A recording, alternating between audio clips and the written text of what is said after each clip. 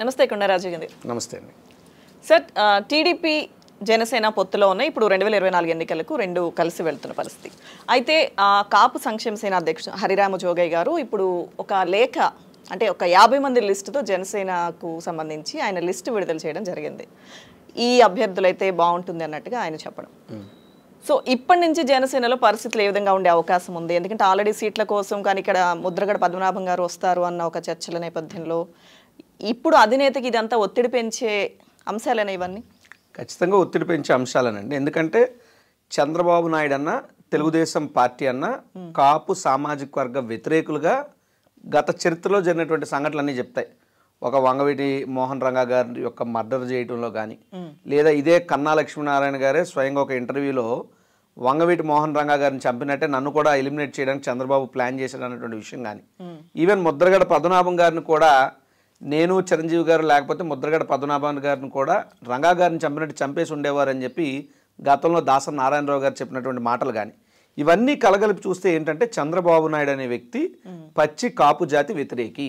Telugu Desam party అనేటువంటిది కాపుల్ని కూరలో కరివేపాకులాగా చూసేటటువంటి పార్టీ.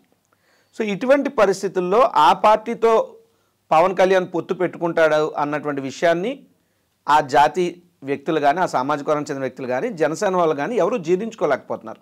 మేము ఏదైతే ఆది నుండి చెప్తున్నామో పవన్ కళ్యాణ్ అనే వ్యక్తి బీటీం అని, దత్తపుత్రుడని, ప్యాకేజ్ స్టార్ అని మేము ఏదైతే చెప్పామో ఆ రోజు మేము చేసినటువంటి ఆరోపణలు అన్నారు, కానీ ఈరోజు అవే సత్య నిరూపణలు అయ్యాయి.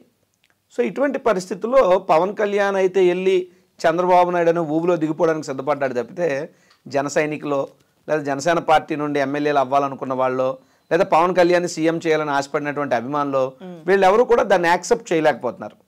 ఇటువంటి పరిస్థితుల్లోనే మొన్న నారా లోకేష్ ఒక ఇంటర్వ్యూ ఇస్తూ చంద్రబాబు నాయుడు ఈ రాష్ట్రానికి ముఖ్యమంత్రి అవుతాడు, నో డౌట్ అందులో అన్నాడు. పవన్ కళ్యాణ్ గురించో లేకపోతే వాళ్ళ పొత్తు గురించో మాట్లాడడానికి అసలు లోకేష్ ఎవరు? సో అదంతా కూడా చంద్రబాబు లోకేష్ నోటుతోని తన మనసులో మాట చెప్పించాడు. పోనీ పవన్ కళ్యాణ్ డిప్యూటీ సీఎం ఇస్తారని అడిగితే ఏమంటాడు, టీడీపీ పోలిట్ బ్యూరో నిర్ణయిస్తుందట. అంటే పవన్ కళ్యాణ్ అనే వ్యక్తి అంత దద్దమ్మా రాజకీయంగా, అంటే జనసేన పార్టీ అంత పనికిరాని పార్టీ అయిపోయిందా లోకేష్ దృష్టిలో? సో ఇటువంటి పరిణామాల మధ్య కనీసం చంద్రబాబు నాయుడు బయటకు వచ్చి ఖండన కూడా ఇవ్వలేదు. సో ఈ పరిణామాలన్నీ గమనిస్తున్నటువంటి కాపు జాతిలో ఉన్నటువంటి వ్యక్తులు కానీ, లేదు అంటే జనసేన పార్టీకి సంబంధించినటువంటి వాళ్ళు కానీ, ఇక చంద్రబాబు నాయుడు మనల్ని మోసగిస్తున్నాడు, అధికారం వచ్చాక మోసగించడం కాదు, సీట్లు ఇవ్వడంలోనే మోసగిస్తున్నాడు, అధికారాన్ని పంచడంలో కూడా మోసగిస్తాడు, తర్వాత మనల్ని తన్ని తమిళేస్తాడు అన్న విషయం అర్థమైన వారు కాపు సంక్షేమ సంఘం ద్వారా ఏదైతే హరిరామ జోగయ్య గారు అనేటువంటి వ్యక్తి ఉన్నారో ఆయన ఒక 50 మంది వీళ్ళు మా అభ్యర్థులు అని చెప్పి ఓ లిస్టుని ప్రకటించడం జరిగింది. మరి దీని మీద పవన్ కళ్యాణ్ హరిరామ జోగయ్య గారిని తప్పుపడతారా, జన సైనికులను తప్పుపడతారా, లేదా చంద్రబాబు ముందు గట్టిగా మాట్లాడతారా అన్నటువంటిది కాలమే దీనికి సమాధానం చెప్పాలి. ఇప్పుడు అంతమంది లిస్ట్ అనేది ఆయన చెప్పిన తర్వాత ఎవరెవరు ఎక్కడ అభ్యర్థులుగా అని చెప్పిన తర్వాత క్యాడర్లో కూడా ఆ విషయాలంతా వెళ్ళిపోయి ఉంటాయి. సో ఇక్కడ వాళ్ళు ఆశలు పెట్టుకునే అవకాశాలు ఖచ్చితంగా ఉంటాయి. సో ఇప్పుడు వాళ్ళని కాదంటే పవన్కి అది నష్టం కదా సార్? ఖచ్చితంగా పవన్కి నష్టమేనండి. అంటే పవన్ అనే వ్యక్తి తన రాజకీయ భవిష్యత్తు కానీ, జనసేన పార్టీ యొక్క భవిష్యత్తు కానీ ఏమీ ఆలోచించట్లేదు. పవన్ కళ్యాణ్కి ఆది నుండి దేశభక్తి ఎక్కువ అని చెప్తూ ఉంటారు. ఆ దేశం పేరేమో తెలుగుదేశం పార్టీ. తెలుగుదేశం మీద భక్తి కొద్దీ జనసేన పార్టీని గంపగుత్తుగా తెలుగుదేశానికి తాకట్టు పెట్టాడు, అమ్మేశాడు. ఇక్కడ పవన్ కళ్యాణ్ ఆయన రాజకీయ భవిష్యత్తు ఏమైపోయినా పర్వాలేదు, ఎందుకంటే సినిమా కెరీర్ ఆల్టర్నేటివ్ ఉంది పవన్కి. కానీ జనసేనలోనే రాజకీయ భవిష్యత్తు అనుకుని వచ్చినటువంటి ఎంతోమంది యువకులు, ఉదాహరణకు నెల్లూరులో ఉన్నటువంటి కేతన్ రెడ్డి, వినోద్ రెడ్డి లాంటి వ్యక్తులు కానీ, ఇంకా పవన్ కళ్యాణ్ ఆఫీస్లోనే ఎంతోమంది పనిచేసినటువంటి యువకులు కానీ, వారి ఉద్యోగాలు వదులుకొని పవన్ని సీఎంగా చూడాలని ఆశపడిన వారు కానీ, వీళ్ళందరినీ కూడా నమ్మినందుకు నట్టేడు ముంచేశాడు పవన్ కళ్యాణ్. సో ఇటువంటి పరిస్థితుల్లో ఇప్పుడు పవన్ కళ్యాణ్ నాకు తెలిసినంత వరకు కూడా సరెండర్ అయిపోయాడు చంద్రబాబు నాయుడికి. చంద్రబాబు నాయుడు చేతిలో ఒక బందీ అయిపోయాడు. చంద్రబాబు కూర్చోమంటే కూర్చోవాలి, లెగమంటే లెగవాలి, మాట్లాడమంటే మాట్లాడాలి, లేదంటే నోరు మూసుకుని ఉండాలి తప్పితే పవన్ కళ్యాణ్కి వేరే ఆప్షన్ లేదు. కాబట్టి పవన్ కళ్యాణ్ కూడా తన మైండ్ సెట్నే కాదు, తన పార్టీ క్యాడర్ మైండ్ సెట్ని కూడా ప్రిపేర్ చేశాడు. ఏమని? పొత్తును ప్రశ్నించినా, పొత్తులో మాకు ఇన్ని సీట్లు కావాలని అడిగినా, పవన్ ని సీఎం చేయమని మీరు ఎవరన్నా మాట్లాడినా మీరంతా వైసీపీ కోవట్లని నేను అంటాను అన్నాడు. అంటే ఎట్టి పరిస్థితుల్లో సీట్లు ఎవరు, అధికారాన్ని పంచరు, పవన్ ని సీఎం సీటు కూడా తాకనివ్వరు అన్నటువంటి విషయం పవన్కి ఆల్రెడీ తెలుసు. ఇక్కడ నాశనం అయిపోతుంది, ఇబ్బంది పడుతుంది, బలైపోతుంది ఎవరు అంటే జనసేన పార్టీ, వారి కార్యకర్తలు, వారి నాయకులు. ఓకే, అదే లోకేష్ గారు 150కి పైగా సీట్లలో అభ్యర్థులు రెడీగా ఉన్నారు టీడీపీ తరపు నుంచి అని చెప్పారు. అంటే మిగతా 20-25 ఇస్తారని. సో ఇప్పుడు 50 మందితో లిస్టు విడుదల చేసినప్పుడు ఇంతమంది ఆశావాహుల్ని ఇప్పుడు పవన్ ఖచ్చితంగా ప్రశ్నించాల్సిన పరిస్థితి వచ్చింది కదా టీడీపీ. పవన్ ఏ రోజు చంద్రబాబును ప్రశ్నించడు, ఈ రోజే కాదు గతం నుండి చూస్తే మీరు ఎప్పుడు పవన్ ప్రశ్నించడు. ప్రశ్నించడం కోసమే పెట్టానన్నటువంటి పవన్ కళ్యాణ్ తన పవర్ అంతా చంద్రబాబు నాయుడు పవర్ లోకి తీసుకురావడానికి ఉపయోగిస్తున్నాడు తప్పితే జనసేన పార్టీని నిలబెట్టడానికో లేదా ఎన్నికల్లో గట్టిగా పోటీ ఇవ్వడానికో ఎక్కడా ఇది చేయట్లేదు పవన్ కళ్యాణ్. ఒకటి. రెండోది ఏంటంటే 150 మంది అభ్యర్థులు రెడీగా ఉన్నారని ఇదే లోకేష్ చెప్పాడు. అంటే మిగిలిన 20-25 అంటే ఒక రాజకీయ పార్టీ పెట్టి ఒక మెగాస్టార్కి తమ్ముడుగా ఒక పవర్ స్టార్ పవన్ కళ్యాణ్ గా నువ్వు వచ్చి ఒక కాపు సామాజిక వర్గానికి చెందినటువంటి వ్యక్తిగా వచ్చిన నువ్వు పేరుకేమో కానిస్టేబుల్ కొడుకుని అంటావు, బ్యాక్గ్రౌండ్ ఏమో మెగాస్టార్ గారిని పెట్టుకుంటావు, బ్యాక్గ్రౌండ్లో కులాన్ని పెట్టుకుంటావు.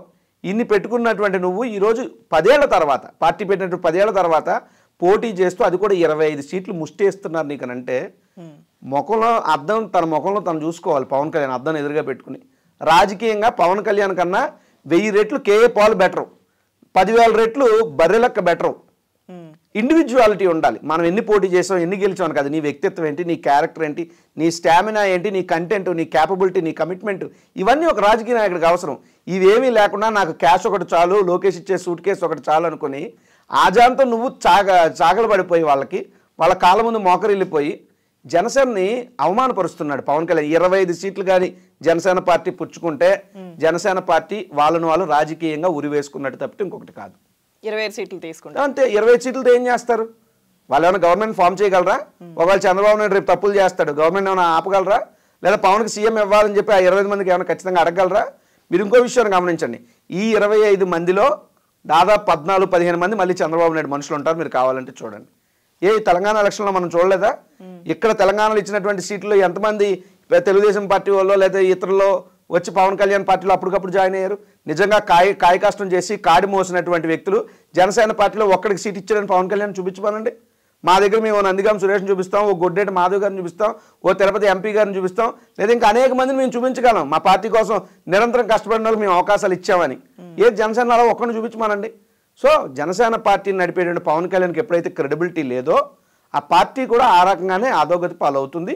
దానికి ఎంతసేపు నాదెండ్ల మనోహర్ను పక్కన పెట్టుకుంటాడే పవన్ కళ్యాణ్ గారు, ఇంకా మిగతా నాయకులు లేరా అంటే పవన్ కళ్యాణ్ గారు ఎంతసేపు చంద్రబాబు నాయుడు నాదెండ్ల మనోహర్ గారిని పవన్ కళ్యాణ్ పక్కన ఒక వాచ్ డాగ్లా పెట్టారు. పవన్ కళ్యాణ్ అనే వ్యక్తి నాదెండ్ల మనోహర్ ఎలా చెబితే అలాగ ఆడుతాడు తప్పితే ఒక ఇండివిజువాలిటీ లేనటువంటి వ్యక్తి. కాబట్టి ఖచ్చితంగా 20-25 సీట్లో జనసేన కానీ తీసుకుంటే ఆత్మహత్య చేసుకోవడం తప్పితే రాజకీయంగా ఇంకోటి ఉండవు. కాబట్టే పెద్దలు చెప్తారు, సీనియర్ రాజకీయ నాయకులు, రాజకీయాల్లో హత్యలు ఉండవు, ఆత్మహత్యలు మాత్రమే ఉంటాయి. 25 సీట్లు తీసుకుంటే మాత్రం ఖచ్చితంగా జనసేనకు అది ఆత్మహత్య తప్పితే ఇంకొకటి కాదు. ఇప్పుడు హరిరామ్ జోగే గారు 50 మందితో ఒక లిస్ట్ని విడుదల చేయడానికి కారణాలు ఏంటంటారంటే దానిలో ఆంతర్యం ఏంటి? ఆంతర్యం ఏంటంటే పవన్ కళ్యాణ్ నోరెప్పలేనటువంటి మౌన ముని అయిపోతున్నప్పుడు జన సైనికులు సామాజిక వర్గం వారు పవన్ కళ్యాణ్కి ఎంత చెబుతున్నా చెవులో సీసం పోసుకున్నట్టు నోరు మూసుకుని ఉంటున్నప్పుడు వేరే గత్యంతరం లేక వాళ్ళు బయటకు వచ్చి మా నాయకుడు ఎలాగా మాట్లాడలేని దద్దయిపోయాడు, మేమన్నా మా మనోగతాన్ని విప్పుతామని చెప్పి హరిరామ్ జోగే గారి ద్వారా ఇగో మా కనీసం ఇన్ని సీట్లు కావాలి అని చెప్పి చెప్పకరే చెబుతూ వాళ్ళ లిస్టును రిలీజ్ చేసుకున్నారని నేనైతే అభిప్రాయపడుతున్నాను. ఓకే. ఇప్పుడు ఏదైతే కొంతమంది ఈ సామాజిక వర్గంలో కీలక నేతలు జనసేనలో జాయిన్ అవుతున్నారనే వార్తలు వస్తున్నప్పటి నుంచి జనసేన క్రమంగా పుంజుకుంటుంది, ఆ సామాజిక వర్గానికి చెందిన నేతలు ఆ పార్టీని బలోపేతం చేస్తున్నారు. అప్పుడు కొన్ని వార్తలు కూడా వచ్చాయి సార్, ఏదైతే ఉభయ గోదావరి జిల్లాల్లో ముఖ్యంగా ఖచ్చితంగా మేము సొంతంగా 20 సీట్ల వరకు సాధించుకుంటాం, ఇది మాకు ఉన్నప్పుడు ఖచ్చితంగా చంద్రబాబును సీట్లు అడిగి తీసుకునే అవకాశం మాకు ఉంటుంది, అంత బలం మేము సంపాదించుకుంటాం. ఇప్పుడు బలం అనేటువంటిది మన మాటల గొప్పల్లో కాదు, జనంలోంచి వినబడాలి ఖచ్చితంగా. సో ఎప్పుడు జనంలోంచి వినబడుతుంది? ఆ జనం మీ పార్టీ నాయకుడిని ఒక నాయకుడిగా భవిష్యత్తును మార్చేటువంటి వ్యక్తిగా నమ్మిన రోజు మీకు ఆ బలం ప్రతిస్పందిస్తుంది. అంతే తప్ప మీ నాయకుడు ఎంతసేపు చంద్రబాబుకు బానిసగా ఉంటే ప్రజల్లోంచి బలం ఎక్కడ ఉంటుంది? అది కేవలం వాపు మాత్రమే తప్పితే అది ఎంత మాత్రం బలం కాదు. Point number 1. పాయింట్ నెంబర్ 2, ఇందాక నుండి మనం ఏదైతే కాపు జాతి కాపు సామాజిక వర్గం గురించి మాట్లాడుతున్నామో ఆంధ్రప్రదేశ్ రాష్ట్రంలో కానీ తెలంగాణ రాష్ట్రంలో కానీ అత్యధిక జనాభా కలిగినటువంటి సామాజిక వర్గం. ఈ సామాజిక వర్గం నుంచి ముఖ్యమంత్రి స్థానంలో కూర్చోవాలన్నటువంటిది ఆ సామాజిక వర్గం వ్యక్తుల్లో ఉన్నటువంటి కళ, ఎన్నో ఏళ్ల కళ. ఒక వంగవీటి మోహన్ రంగా గారిని ముఖ్యమంత్రిగా చూడాలనుకున్నారు, అవ్వలేదు. తర్వాత చాలామంది దాసరి నారాయణరావు గారు ప్రయత్నించారు, లేదంటే ఒక చిరంజీవి గారు ప్రయత్నించారు, ఇంకా చాలా మంది ప్రయత్నించారు. ఇక అందరూ అయిపోయారు. ఇక పవన్ కళ్యాణ్ ఈ జాతికి ఉన్నటువంటి ఆఖరి ఆప్షను. కాబట్టి పవన్కి మనం సహకరించాలి అన్నటువంటి వాదనని ఆ సామాజిక వర్గంలో ఒక 1-2% ఇంజెక్ట్ చేయగలిగారు. ఇప్పుడు ఆ 1-2% కూడా ఎవరి కోసం జనసేన జెండా పట్టుకున్నారు, లేదా 1-2% ఎవరి కోసం పవన్ కళ్యాణ్ వెనకాల తిరుగుతున్నారంటే పవన్ని సీఎం కుర్చీలో కూర్చోబెట్టాలని తప్పితే వీళ్ళంతా కష్టపడిపోయి వీళ్ళంతా బానిసలైపోయి చంద్రబాబుని సీఎం కుర్చీలో కూర్చోబెట్టాల్సినంత కర్మ కాపు సామాజిక వర్గంలో ఉన్నటువంటి ఆ 1-2% అభిమానులకి ఏం పట్లే. ఎంతసేపు వీళ్ళంతా పవన్ కళ్యాణ్తో రాజ్యాలు ఏలించాలనుకుంటున్నారు, కానీ పవన్ మాత్రం చంద్రబాబు రాజ్యానికి రాళ్ళు ఎత్తుతాను అంటున్నాడు. దీన్ని ఆ సామాజిక వర్గంలో కూడా ఎవరు యాక్సెప్ట్ చేయరు. కాబట్టి ఏమిటంటే రేపు రాబోయేటువంటి ఉభయ గోదావరి జిల్లాల్లో కూడా వైఎస్ఆర్ కాంగ్రెస్ పార్టీ అఖండమైనటువంటి మెజారిటీతో ముందుకు దూసుకెళ్తుంది. ఎందుకు చెప్తున్నానంటే ఇప్పుడు నేనున్నాను ఒక బీసీ కాపు సామాజిక వర్గానికి చెందినటువంటి వ్యక్తిని, ఒక అంబటి రాంబాబు గారు కానీ, ఒక గుడివాడ గురునాథరావు గారు అబ్బాయి అమర్నాథ్ గారు కానీ, లేదా ఒక బొత్స సత్యబాబు గారు కానీ, ఇట్లా చూసుకుంటే రాష్ట్రం మొత్తం మీద కూడా కాపు సామాజిక వర్గానికి చాలా పెద్దపీట వేయటం జరిగింది. సో కాపులందరూ కూడా వైఎస్ఆర్ కాంగ్రెస్ పార్టీతోనే ఉన్నారు. ఇప్పుడు అంటే ప్రచారం జరుగుతున్నట్టుగా ఒకవేళ 20వ తారీఖు తర్వాత పవన్ వెళ్ళి ముద్రగడ పద్మనాభం గారిని కలిసినా, ఒకవేళ వాళ్ళ పార్టీలో జాయిన్ అయినా గెలిచే అవకాశాలు ఎంతవరకు ఉంటాయంటారు? అంటే మీకు అభ్యర్థులుగా వాళ్ళు ఏమన్నా టఫ్ ఫైట్ ఇవ్వగలుగుతారేమో తప్పితే, అంటే ముద్రగడ పద్మనాభం గారి వరకు ఉభయ గోదావరి జిల్లాల్లో ఆయనకంటూ కొంత మంచి పేరు అయితే ఉంది, దాన్ని అయితే ఎవరో కాదనిలేవు. ఆయన పిలిపిస్తే లక్షలాదిగా కాపు జాతి బిడ్డలందరూ కదిలినటువంటి మాట వాస్తవం, అక్షర సత్యం. చరిత్ర నుండి ఎవరూ దాన్ని చెరిపేయలేరు. రాజకీయాలు మనం మాట్లాడుతామని మనం ఏది పడితే అది మాట్లాడకూడదు. బట్ అతను రాకతో జనసేన ఏదో గెలిచేస్తుందని నేనైతే అనుకోను. ఎప్పుడు జనసేన పార్టీ ఇండివిజువల్గా వ్యవహరిస్తే దాన్ని ప్రజలు నమ్మే పరిస్థితి ఉంటుంది తప్పితే, అంతా కూడా చంద్రబాబు కోసమే పనిచేస్తున్నప్పుడు ఇక జనసేన పార్టీలో ఎవరైనా జాయిన్ అవ్వాల్సిన అవసరం ఏముంది? అంతా నచ్చితే వెళ్ళిపోయి తెలుగుదేశంలోనే కదా జాయిన్ అవుతారు. సో కాబట్టి జనసేన పార్టీకి అనేటువంటి దానికి రాజకీయంగా మనుగడ లేదు, భవిష్యత్తు లేదు. సార్, అయితే 2024 ఎన్నికలకు కలిసి వెళ్తామని చెప్పి వీళ్ళిద్దరూ టీడీపీ కానీ జనసేన కానీ పొత్తులో ఉన్నారు కదా. సో ఇప్పుడు భాగస్వామ్యంలో ఉన్న వాళ్ళ గురించి చంద్రబాబు పట్టించుకోరని అంటున్నారా మీరు? ఖచ్చితంగా అండి. చంద్రబాబు నాయుడు గారి చరిత్ర అంతా కూడా అవసరానికి వాడుకొని అవసరం తీరేక ఎడంకాలతో తన్ని బయటికి తోసేసే రకమే చంద్రబాబు నాయుడు గారిది. గతంలో మీరు చూస్తే ఎన్టీ రామారావు గారిని కూడా అవసరం కోసం పెళ్లి చేసుకున్నాడు ఆ అమ్మాయిని, అవసరం కోసం మంత్రి పదవిని సాధించాడు. ఆ తర్వాత ఆయన్నే నమ్మినందుకు నట్టేట ముంచేసి వెన్నుపోటు పొడిచి పార్టీ నుండి తమిళేసి పార్టీని చేజెక్కించుకున్నాడు. ఆ తర్వాత పరిస్థితులు మీరు చూస్తే ఉదాహరణకు ఒక సినీ నటి బహుశా జయప్రద గారు, ఇఫ్ ఐఎమ్ నాట్ రాంగ్, ఆమె కూడా అన్నారు చంద్రబాబు నాయుడు నమ్మి మోసపోయినటువంటి వ్యక్తుల్లో నేను ఒకరు అని.